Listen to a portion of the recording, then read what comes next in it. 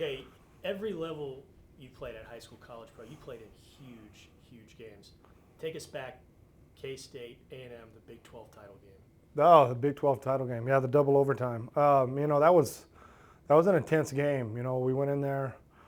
That season was one of those seasons where everything was just kind of falling our way. We had a gritty team, and to get to that game in the first part was a big step for our university. Get the Big 12 game, go in double overtime, and to win it with the slant pass to Sir Parker right there in the right corner of the end zone was amazing, and that was a fun time. A little intense at a part in time when the quarterback goes McCown. McCown was hurt, and then Brandon Stewart goes in, and he gets banged up, and I didn't know if I was going or not.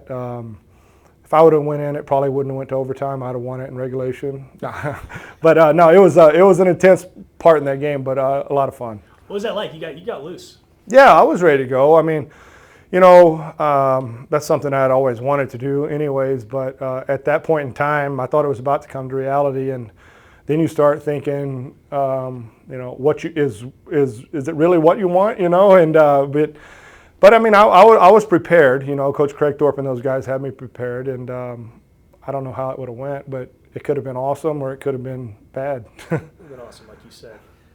A lot of talent on both sides of the field that day. What was that like, being that cauldron of intensity? It was awesome. I mean, it was my junior year I think was the most talented team I played with, up there with you had guys Datwin, Dan Campbell. I mean, there was just a list goes on, and just a fun group. It was a very, our team camaraderie that year was probably the best that I've ever played for, and I think that won us a lot of games too. We stuck together on and off the field at all times, and that made that team good. It was a good group of friends that I still keep very close contact to.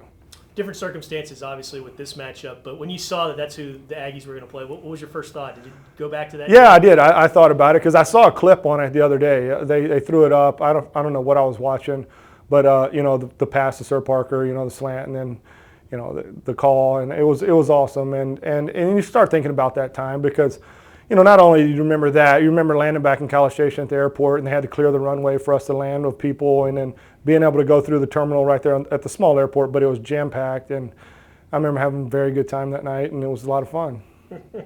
What sort of advice do you have for the Aggies taking part in this game? I mean, it's a bowl game, it's bowl season, and it's not only a time to, to tell you the truth, for the seniors, it's an emotional game. It could be your last one.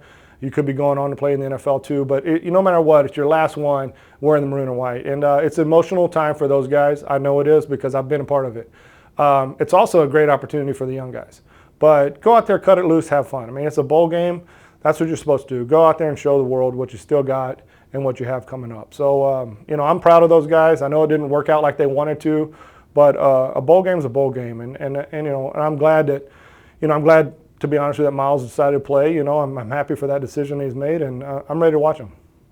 What's your favorite memory of just being an Aggie and playing on game day there? Yeah, my favorite, by far, was the Texas win after the bonfire.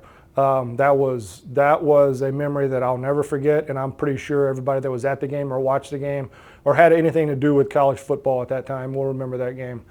After that tragedy happened, for us to come together, not really as a football team, but as a university, and the respect that we got from University of Texas, that was a moment I will never forget. Segueing over, last thing, do you have any superstitions from when you played in college that carried over to what you do now in the NFL? I'm not a real superstitious guy, so I figured I'm kind of glad of that. After playing 17 years, it'd be hard to do the same thing over and over, but I just keep it as simple as possible. The one thing that I will say is on game day, unless we're away, if it's a home game, even at College Station, if it's a home game, it's hard to beat me to the locker room on game day. I'm here early, and that's just part of it. I like to get to the stadium as early as possible to get the outside distractions away. I'll make all my phone calls on the way to the stadium, and that's it. I'll get here 5.5 hours, 6 hours before kickoff, and just to kind of get tuned in a little bit. Clear the mind. Yep. Awesome.